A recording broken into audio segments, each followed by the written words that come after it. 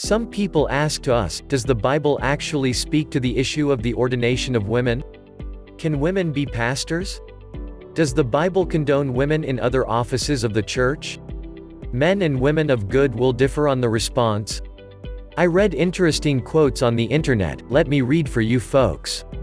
Yet consider now, whether women are not quite past sense and reason, when they want to rule over men, by John Calvin. A man's main business is God, a woman's main business is the man. By Jack Hyles. But first here we will read verses about women which we have in the Holy Bible. First, we must understand that God has designed the male-female relationship to complement one another. One gender is not better than the other, but we do have different roles. To reject these God-given differences can lead to an unbalanced view. There are many famous female pastors such as Joyce Meyer, Juanita Bynum, Paula White, Victoria Austin, Nadia Bowles-Weber, Bobby Houston, and more.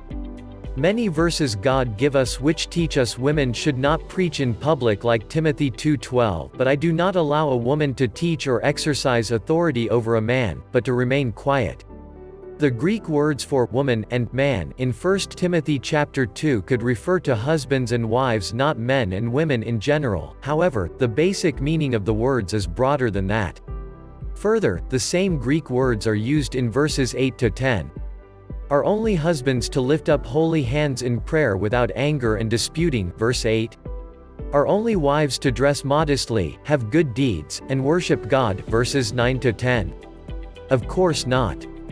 Verses 8 to 10 clearly refer to all men and women, not just husbands and wives. There is nothing in the context that would indicate a narrowing to husbands and wives in verses 11 to 14. Deborah, a biblical prophet and leader who inspired the Israelite army to defeat the Canaanites. The Song of Deborah, a song of victory attributed to her, is thought to be one of the oldest sections of the Bible. Judges chapter 4 verse 4 and Yael, the wife of Eber the Kenite, Judges chapter 4 verse 17. Why God allow these ladies in the Old Testament be a leader?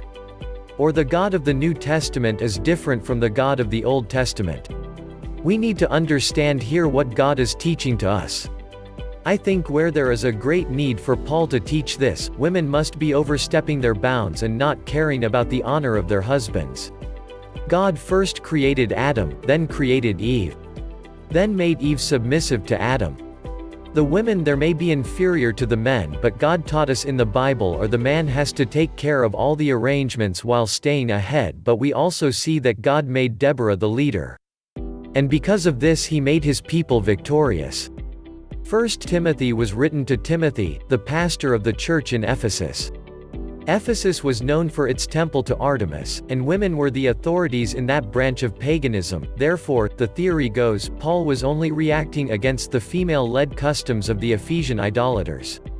And the church needed to be different. However, the book of 1 Timothy nowhere mentions Artemis, nor does Paul mention the standard practice of Artemis worshippers as a reason for the restrictions in 1 Timothy chapter 2 verses 11 to 12. Many women excel in gifts of hospitality, mercy, teaching, evangelism, and helping, serving. Much of the ministry of the local church depends on women.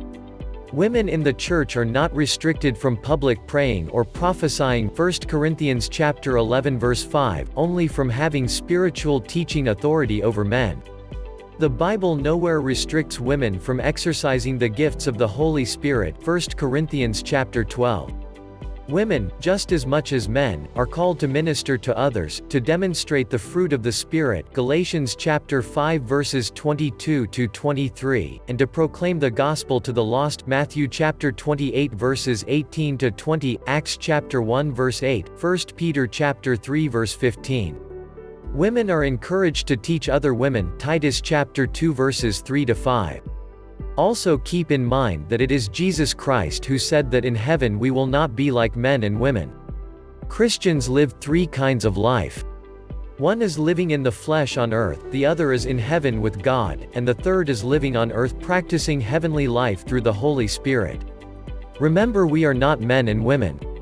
We are God's disciples, His sons and daughters. There is no question of men and women, we are spiritual and have to think spiritually. Are we disciples? If we are not yet his disciples, then we must become his disciples. God's sons and daughters glorify God's name, bring blessings to God's people. Every church should have one Deborah to lead his people. In my opinion, a woman should preach in the congregation. But you should not take any action without the consent and permission of your husband. If a woman's husband allows it, she should be a blessing to the people. God bless you with today's word, and don't forget to share this message on your Facebook and WhatsApp. God bless you.